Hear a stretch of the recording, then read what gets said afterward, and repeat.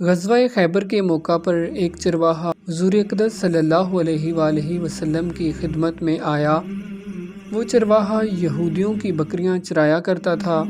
اس چرواہے نے جب دیکھا کہ خیبر سے باہر مسلمانوں کا لشکر پڑاؤ ڈالے ہوئے ہے، اس کے دل میں خیال آیا کہ میں جا کر ان سے ملاقات کروں اور دیکھوں یہ مسلمان کیا کہتے ہیں اور کیا کرتے ہیں۔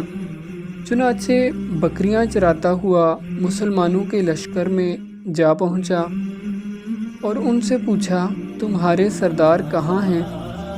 صحابہ کرام نے بتایا کہ ہمارے سردار حضور اقدس صلی اللہ علیہ وآلہ وسلم اس خیمے کے اندر ہیں۔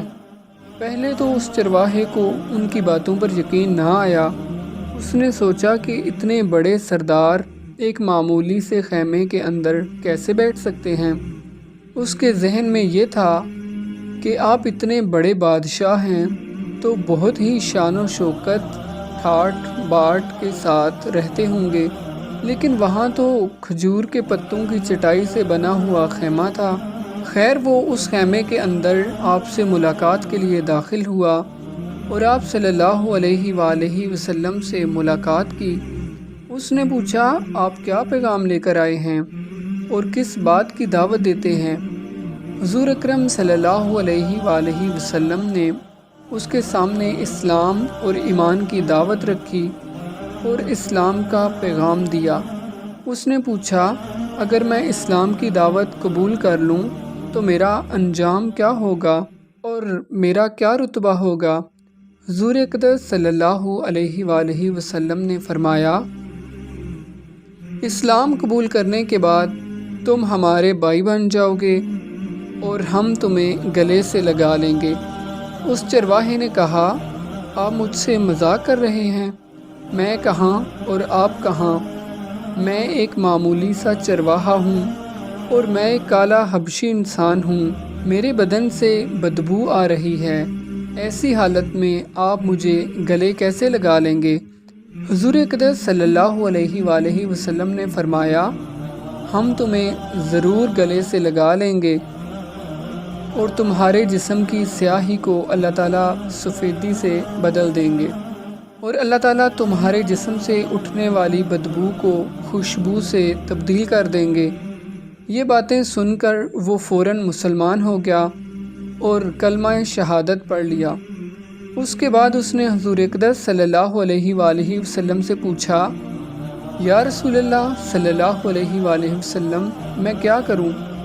آپ صلی اللہ علیہ وآلہ وسلم نے فرمایا، تم ایسے وقت پر ایمان لائے ہو کہ نہ تو اس وقت کسی نماز کا وقت ہے کہ تم سے نماز پڑھاؤں، نہ ہی روزے کا زمانہ ہے کہ تم سے روزے رکھواؤں، زکوٰۃ تم پر فرض نہیں، اس وقت تو صرف ایک ہی عبادت ہو رہی ہے جو تلوار کی چھاؤں میں انجام دی جاتی ہے، اور وہ ہے جہاد فی سبیل اللہ۔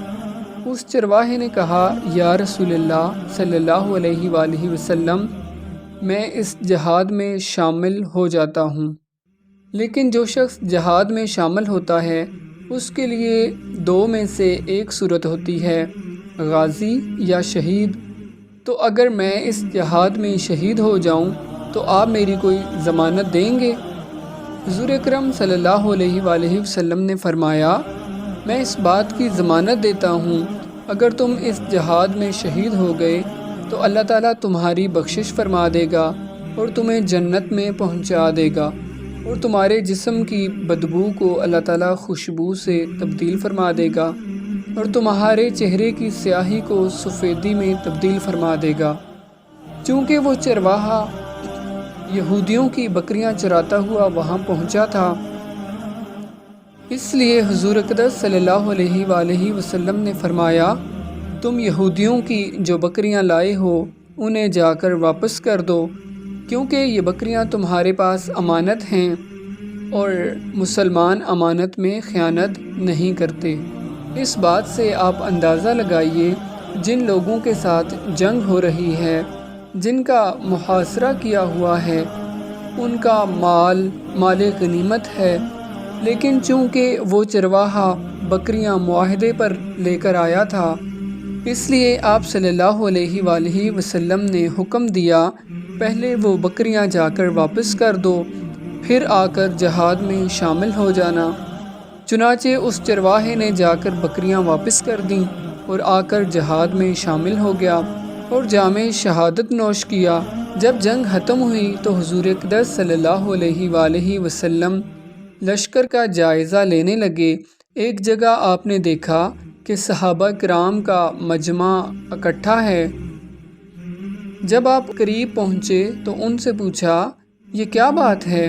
صحابہ کرام رضوان اللہ علیہم اجمعین نے عرض کی، یہ جو لوگ جنگ میں شہید ہو گئے ہیں ان میں سے ایک آدمی ایسا بھی ہے کہ جس کو ہم میں سے کوئی نہیں پہچانتا۔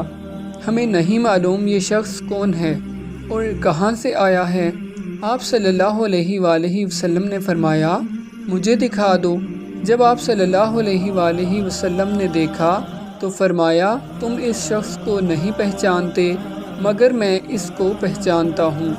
یہ وہ چرواہا ہے، یہ وہ بندہ ہے جس نے اللہ کی راہ میں ایک بھی سجدہ نہیں کیا، ایک بھی روزہ نہیں رکھا، ایک بھی حج نہیں کیا، مگر میں اس بات کی گواہی دیتا ہوں کہ اس کی اللہ تعالیٰ نے بخشش فرما دی ہے اور اس کے لیے اللہ تعالیٰ نے جنت کا وعدہ کیا ہے۔ اے لوگو، میری آنکھیں دیکھ رہی ہیں، ملائکہ اس کو غسل دے رہے ہیں، اس کی سیاہی سفیدی میں تبدیل ہو گئی ہے اور اس کی بدبو خوشبو سے تبدیل ہو گئی ہے۔ عزیز دوستو، موت اپنے مقررہ وقت پر ضرور آتی ہے، نہ ہی ایک لمحہ پہلے اور نہ ہی ایک لمحہ بعد۔ آپ اندازہ کیجئے، اگر کچھ لمحے پہلے اس چرواہے کو موت آ جاتی تو سیدھا جہنم میں چلا جاتا، لیکن اللہ کا کرم کہ اس کو موت ایسی حالت میں آئی کہ وہ ایمان لا چکا تھا اور سرکار دو عالم صلی اللہ علیہ وآلہ وسلم کا غلام بن چکا تھا، تو اب اللہ تعالیٰ نے اتنا بڑا ثواب عطا فرمایا۔ اس لیے فرماتے ہیں کہ اعتبار خاتمے کا ہے۔ اس لیے بڑے بڑے لوگ موت کے آخری وقت کے بارے میں سن کر لرزتے ہیں اور یہ دعا کرتے ہیں، یا اللہ ہمارا خاتمہ ایمان پر فرما۔ عزیز دوستو، انسان کو اپنی نمازوں، روزوں، زکوٰۃ، حج اور اپنی نیکیوں پر تکبر نہیں کرنا چاہیے، کیونکہ کیا پتہ ہمارا خاتمہ کس چیز پر ہوگا۔ اس لیے ہمیشہ اللہ تعالیٰ سے دعا کیا کریں، یا اللہ ہمارا خاتمہ ایمان پر فرما، کیونکہ شیطان کا سب سے خطرناک وار موت کے وقت ہوتا ہے۔ اللہ تعالیٰ ہم سب کو موت کے وقت کلمہ شہادت پڑھنا نصیب فرمائے۔ آمین ثم آمین۔